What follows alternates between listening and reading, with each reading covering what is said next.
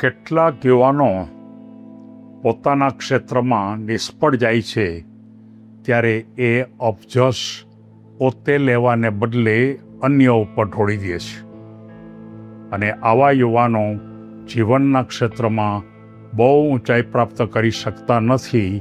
એ અનુસંધાનની મારે વાર્તા કહેવી છે.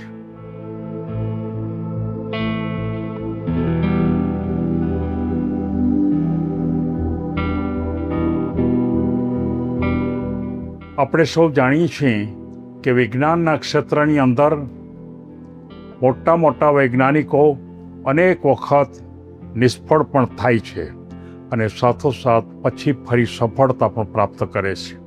તો એ અનુસંધાને આજે મારે સતીશ ધવન વિશેની વાત કરવી છે.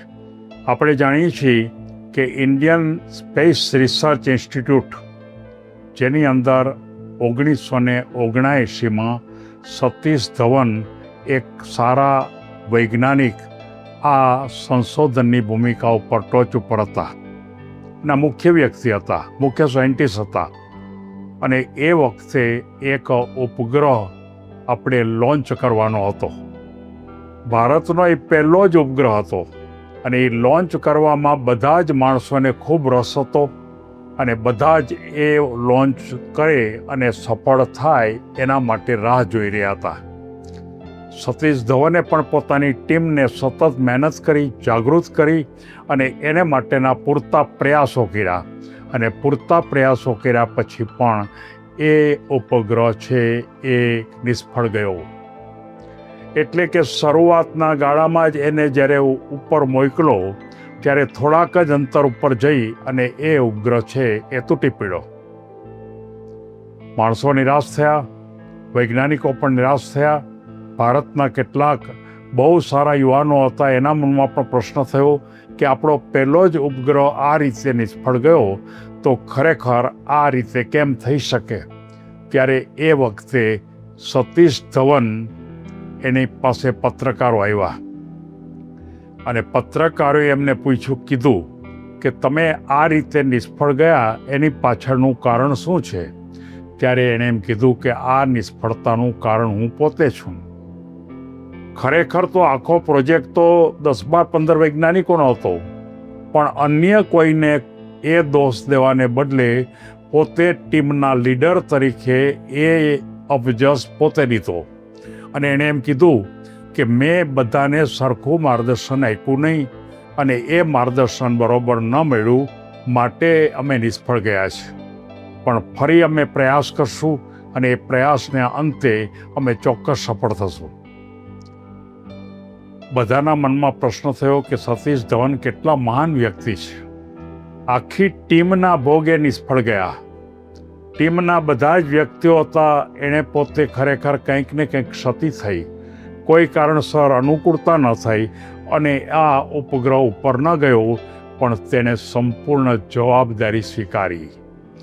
એ વખતે સતીશ ધવનના ટીમમાં કલામ સાહેબ પણ હતા અને કલામ સાહેબ પણ એ વખતેની ટીમમાં હતા, પણ એ વખતે આ વૈજ્ઞાનિકે પોતે જવાબદારી સ્વીકારી લીધી.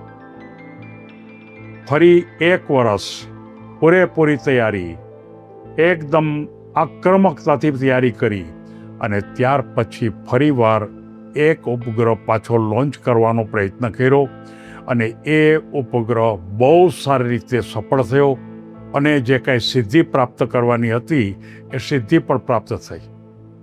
ત્યારે સતીશ ધવને બધા જ પત્રકારોને બોલાવ્યા અને બધા જ પત્રકારોને એમ કીધું કે આ ઉપગ્રહ જે આપણે લોન્ચ કરી શક્યા એની પાછળ જવાબદાર મારી ટીમ છે.